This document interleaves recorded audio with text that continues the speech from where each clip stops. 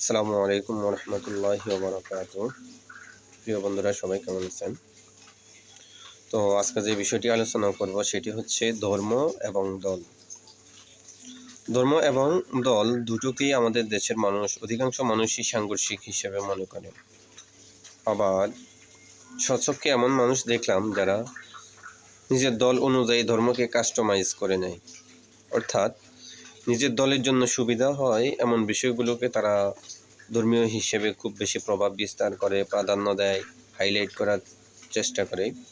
আর নিজের দলের বিপরীতে যায় এমন বিষয়গুলো, ধর্মীয় বিষয়গুলোকে তারা অ্যাভয়েড করে, সর্বোচ্চ এড়িয়ে চলে নিজেদের সুবিধা মতে। অথচ ইসলাম এমন একটি ধর্ম যেটাকে কেউ কারো মনের মতো করে সাজিয়ে গুছিয়ে নেয়ার, মনের মতো করে মানার, মনের মতো করে বাদ দেওয়ার কোনো সুযোগ নেই। আল্লাহ তাআলা ইসলামকে পরিপূর্ণ দিন হিসেবে সৃষ্টি করেছেন। আল-ইয়াওমা আকমালতু লাকুম দীনাকুম ওয়া আতমামতু আলাইকুম নি'মাতি ওয়া রাদিতু লাকুমুল ইসলাম দীনা। আল্লাহ তাআলা বলছেন, আমি তোমাদের ইসলামকে পরিপূর্ণ করে দিয়েছি এবং ইসলামের মধ্যে অনেকগুলো নিয়ামত দান করেছি। তো আমরা ইসলামের মধ্যে যেমন পরিপূর্ণতা আছে, আমাদের সব কিছুতেই পরিপূর্ণতা থাকার দরকার। কিন্তু আমরা অধিকাংশই দেখি যে আমি যদি এ দল করি তাহলে আমার ধর্মীয় দৃষ্টিকোণ পুরোপুরি এ দলের হিসেবে, অর্থাৎ ধর্মীয় নিয়ম রীতি, ধর্মীয় বিধিনিষেধ অনুযায়ী না।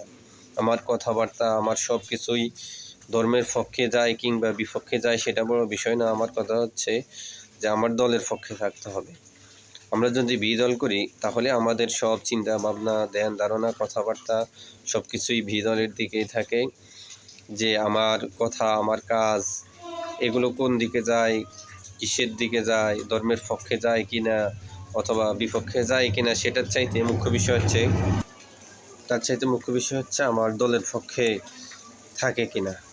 তো আল্লাহ তাআলা যেহেতু বলছে যে ইসলামকে পরিপূর্ণ করে দিয়েছেন, আবার আমরা অধিকাংশ ক্ষেত্রে ইসলামকে পরিপূর্ণ জীবন হিসেবে মুখে স্বীকার করি, কিন্তু বাস্তবে তা মানি না।